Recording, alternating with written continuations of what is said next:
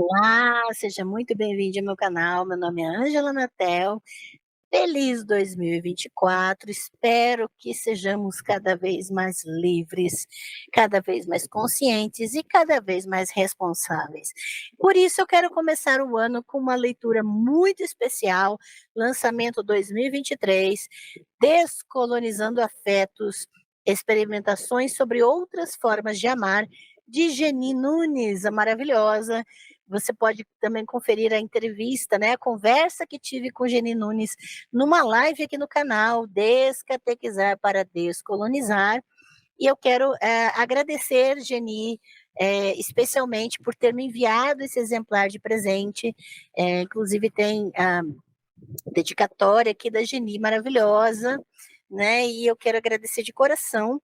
É, e quero ler um trecho deste livro, chamado Catequização e Evangelização como expressões do racismo religioso.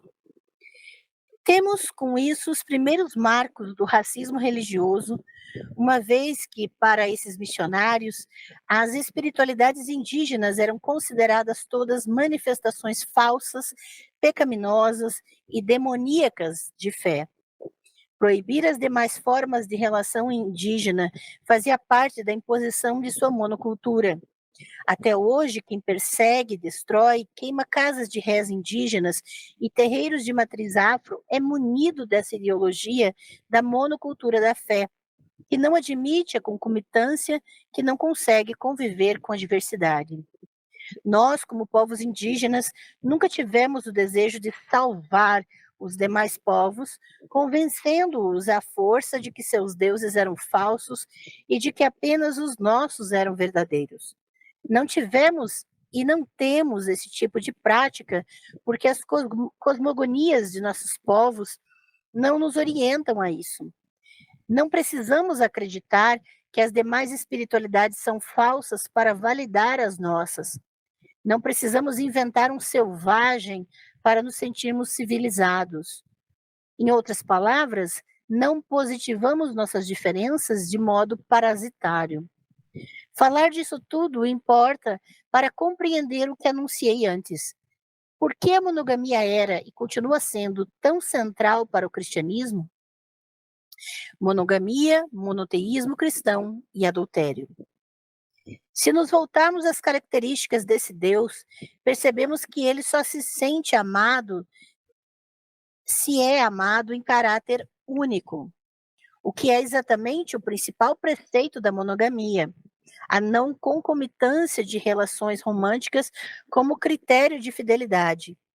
Em minha pesquisa, constatei que a noção de adultério foi utilizada primeiro nesse âmbito espiritual, para então ser aplicada também às relações interpessoais.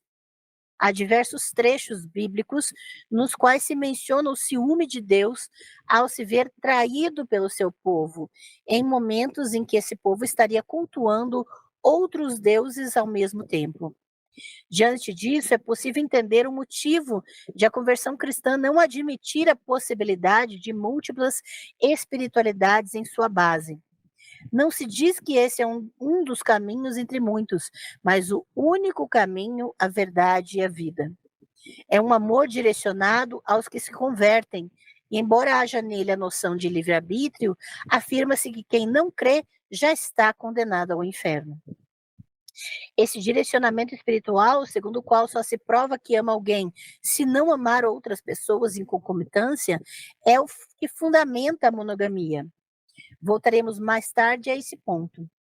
No senso comum, monogamia e poligamia são dois termos costumeiramente definidos como algo relacionado à quantidade, enquanto monogamia seria ter apenas uma relação afetivo-sexual por vez, poligamia seria ter múltiplas relações ao mesmo tempo.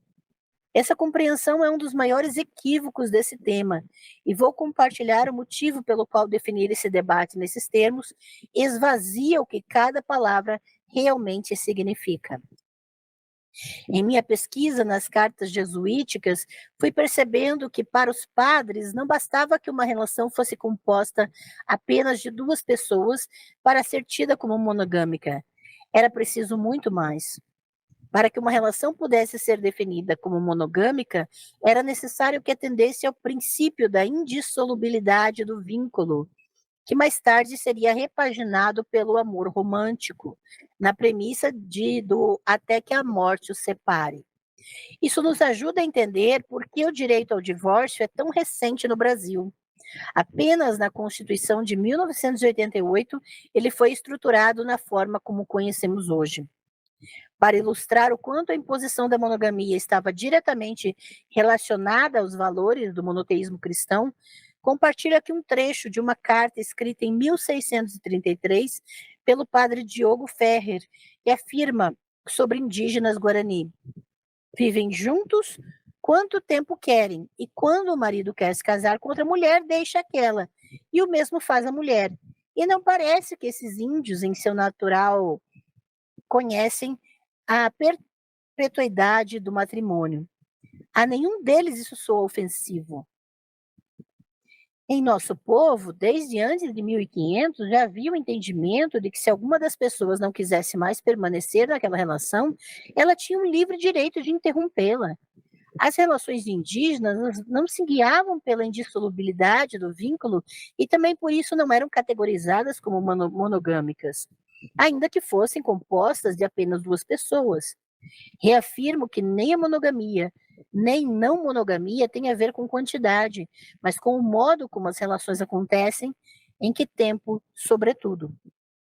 Embora o Estado se diga laico, como a ideologia cristã é dominante no Brasil e no mundo, ela toma o lugar daquilo que é universal e não se apresenta como uma perspectiva entre muitas. Por isso, muitos dos valores cristãos são adotados pelo Estado brasileiro, desde a formulação dos feriados nacionais, dos 9 que temos, mais da metade são cristãos, até a demora da formalização do direito ao divórcio. Um pequeno trecho de uma pesquisa fundamental sobre a questão das monoculturas, da luta anticolonial, da descolonização e principalmente das relações afetivas. E fica aqui a dica de leitura. Eu vou colocar na descrição do vídeo o link onde você pode adquirir o seu exemplar e também o Instagram de Geni Nunes, que é Geni Papos, né, no Instagram. Siga a Geni, prestigie as suas aulas, faça seus cursos e, principalmente, comece a questionar essas estruturas de poder que determinam as relações na nossa sociedade. Uma ótima semana para vocês, um ótimo novo ano e boas leituras.